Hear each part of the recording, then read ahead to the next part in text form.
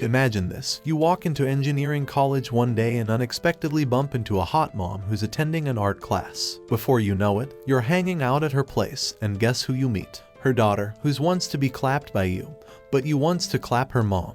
Meet Aaron Milton, a bright-eyed freshman diving into the world of engineering, making his grand entrance at an Ivy League institution alongside his proud parents, Phil and Susan. With his sketchpad in hand, he sketches a scene that speaks volumes: a lone figure, chained by a heavy burden, a silent nod to his internal tug-of-war between science and art. Inside his new dorm room, Susan's eyes sparkle as she presents Aaron with a framed certificate of achievement and his old scout gear, brimming with memories of past victories. While she sees them as tokens of academic success, Aaron hesitates, feeling a mismatch between these honors and his true passions. Enter Bill, Aaron's lively roommate, with his girlfriend Fiona in tow, injecting a dose of energy into the room. Amidst introductions, Phil shares some cryptic advice with Aaron, warning him not to repeat past mistakes and handing him an envelope before hastily departing. As evening falls, Bill fills Aaron in on the doorknob rule, a simple trick to signal when privacy is needed. Just hang a necktie on the doorknob. Aaron, curious, questions why they can't use notes instead, but Bill, assuming Aaron's innocence, brushes it off. Undeterred, Aaron suggests using his scout scarf as a makeshift necktie. Later that night, Aaron reluctantly delves into his dad's letter, filled with unsolicited advice on pleasing a woman. Grimacing, he quickly folds it away, unable to stomach the content. The next morning, Aaron's trying to figure out his classroom location using a map. Along the way, he runs into Darcy, who's also lost and happens to live in his dorm building. Aaron's an engineering student and is enrolled in an advanced design class with Professor Van Auken, the same professor who helped him snag his scholarship. During class, Professor Van Auken throws down the gauntlet: design a gadget that lets you walk on water by the end of the semester. While others brainstorm high-tech solutions, Aaron doodles Jesus casually strolling across shark-infested waters, feeling a bit uninspired by the task. After class, Aaron decides to chat with the professor about switching to an art elective, but Professor Van Auken is convinced of Aaron's engineering talent and insists he stay in the advanced course, citing his potential for greatness in the field. After some time, our freshman, completely turned around, winds up in an art class instead of his engineering lecture. But hey, the teacher takes a gander at his doodles and says, "Not bad," and seats him beside Linda, the campus heartbreaker. Then, the teacher tells to draw this plot less beauty, and while everyone's aiming for grace, our guy sketches what looks like a human anatomy chart. After class, Linda's like, "Want to ditch and grab coffee?" She checks out his sketchbook, totally impressed. Our dude's about to ask why she's back in school at her age, but he loses his nerve. She picks up on it but keeps mum for now. Next day, Linda's like, "Come over for lasagna tomorrow night." She's turning on the charm, and he's blushing like mad. That night, he's at this Hawaiian-themed dorm party where he meets Darcy, a pro at tying cherry stems with her tongue. But then, there's Bill with his creepy vibes, scaring Darcy off. He tries to make amends, but it's too late. A prank with a water bucket sends them running. Next morning, Aaron hears a honk outside, and guess what? It's Linda, ready to roll. He grabs a bottle of wine, and off they go. Meanwhile, his roommate and Bill's gang are peeking out the window, shocked to see Aaron hanging with an older lady. In the car, Linda finally spills the beans to Aaron, sharing that she's back in college to get her education back on track after some wild years. When they pull up to her place, Linda heads for a shower while Aaron takes a casual peek around. Out of the blue, Beth, a haughty teenager, pops in and starts grilling him about who he is. Turns out she's Linda's roommate and her daughter, which leads to a quick back and forth of shady words. Linda steps in to cool things down, and they move on to chow down. During dinner, Beth drops the bombshell that her mom doesn't do booze. Later that night, as Linda vents about feeling like an outsider in college, Aaron boosts her spirits with some uplifting words. They crank up the tunes and boogie down together. Fast forward to the wee hours, and Aaron's crashed out on the couch with a blanket and a furry buddy. Suddenly, he's wide awake as Linda welcomes a mystery man into the mix. As they develop some plot, Beth catches Aaron pretending to be asleep. Awkwardness ensues, and Aaron tries to make a smooth exit, only to get a surprise smooch from Beth, leaving him dumbfounded. Linda comes to check out the commotion, prompting Beth to skedaddle to the kitchen and Aaron to keep up the charade of being asleep.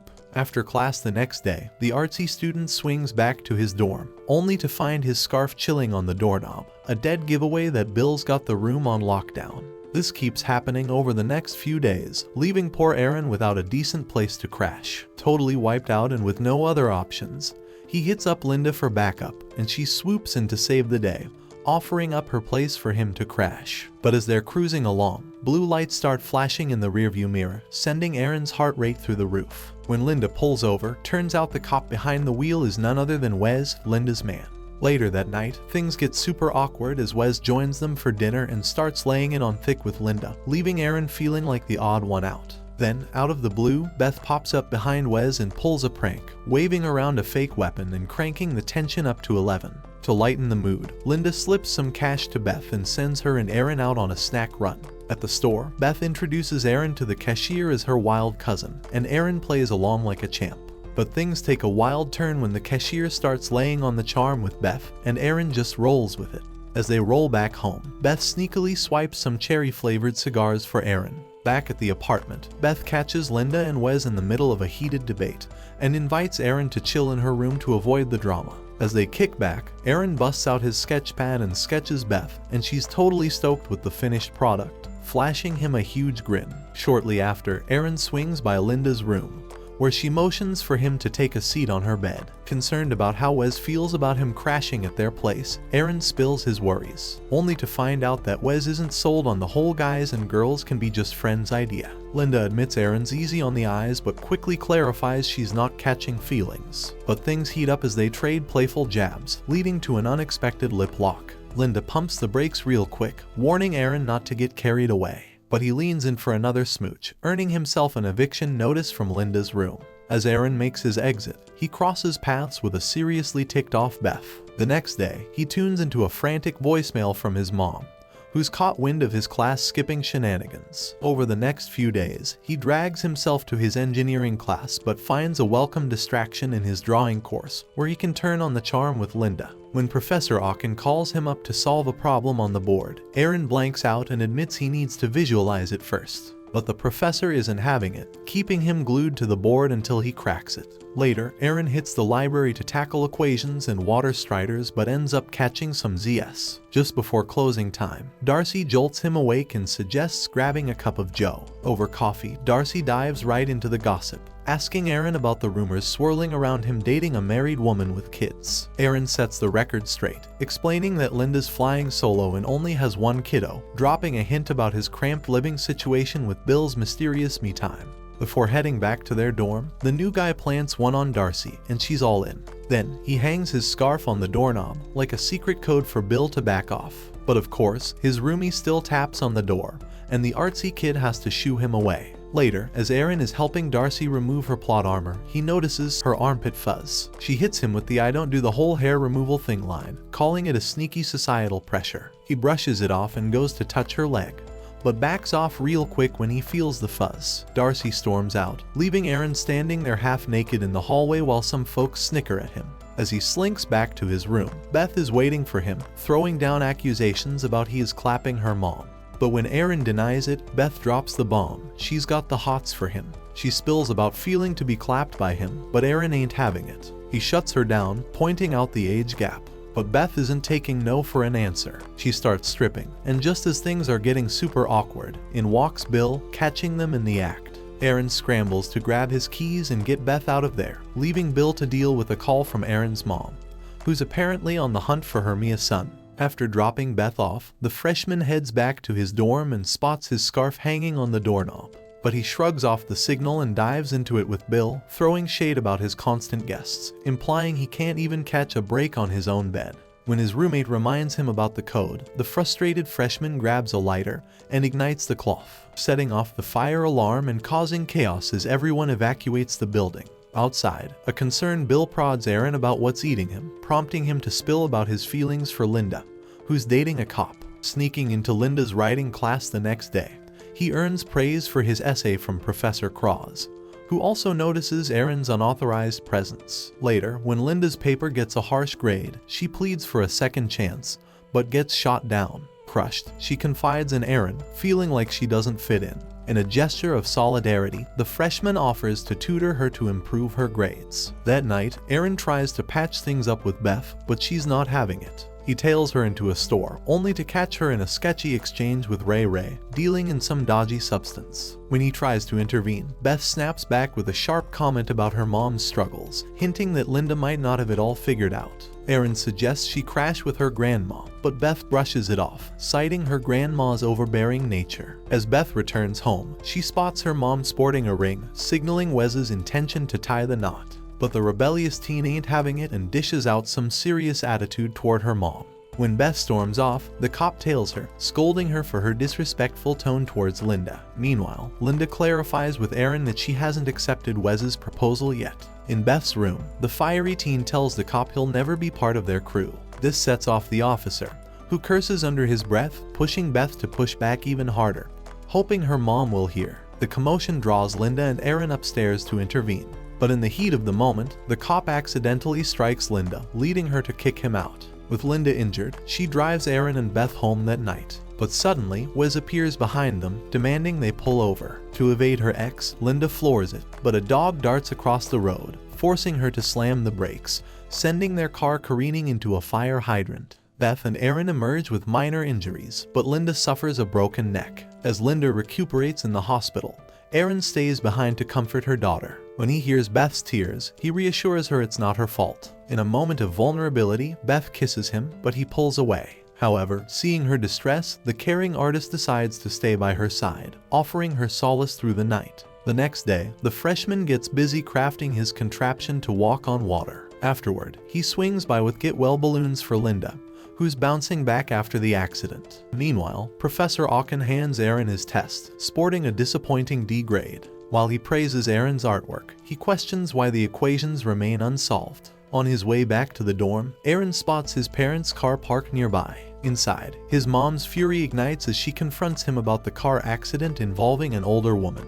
Aaron defends Linda as his friend, suggesting they meet her. So Linda extends an invitation for dinner, where things quickly heat up. Over dinner, Linda shares how she met Aaron in art class, prompting Susan's disapproval of the impractical course. But Beth jumps to Aaron's defense, hailing him as the next Picasso. However, Susan worries about her son's financial future, sparking tension. In the kitchen, Susan accuses Linda of taking advantage of Aaron's vulnerability, leading to a heated exchange. As tensions rise, Linda decides to liven up the atmosphere with some wine and dancing. But when Wes unexpectedly shows up, he catches her dancing with another man. Aaron steps in to clarify, revealing the other guy is his dad. Despite Wes's intentions to reconcile, Aaron asks him to leave, promising to update Linda. However, Susan witnesses the encounter and halts the festivities. She orders Linda to stay away from Aaron, but Linda defiantly kisses the artist, shocking everyone. Insults fly, with Linda calling out Susan's overbearing nature and chilly demeanor towards Phil, prompting a slap from Susan. Amidst the chaos, Aaron chooses to stay with Linda, sparking further conflict with his enraged mother. Meanwhile, Phil supports his son's decision. Later, Beth voices her disapproval, believing Aaron chose wrong. As Aaron sleeps beside Linda, he dreams of clapping Beth. But when Linda awakens, she utters Wes's name. Then Spence gets clapped by Aaron, mentioning the cop. Feeling hurt and offended, Aaron exits the room. Beth, having overheard the commotion, curses him, demanding he never return. Back at his dorm, Aaron walks in on Bill and Darcy plot development. After she leaves, Bill apologizes, mentioning they were discussing Aaron before things got heated. Feeling a pang of betrayal, Aaron admits to having a romantic encounter with Linda, who seemed preoccupied with someone else. He vents about feeling alone, especially with the pressure to prove himself in a math project due the next day or risk losing his scholarship. The next day, Aaron presents his equation in class, featuring a drawing of his professor using his invention. However, the professor points out a flaw, challenging Aaron to revise his calculations before the upcoming pool competition. Later that day, Linda calls Aaron, frantic about Beth's disappearance. Aaron rushes to Linda's house and gives her an earful for not doing more to find her daughter. Inside the store, Aaron finds Beth with Ray and his crew, but they toss him out before he can intervene. Desperate, Aaron calls Wes for backup, and together they rescue Beth from the thugs. As they wait in the police car, Beth expresses her desire for the get-well balloons Aaron gave her mom,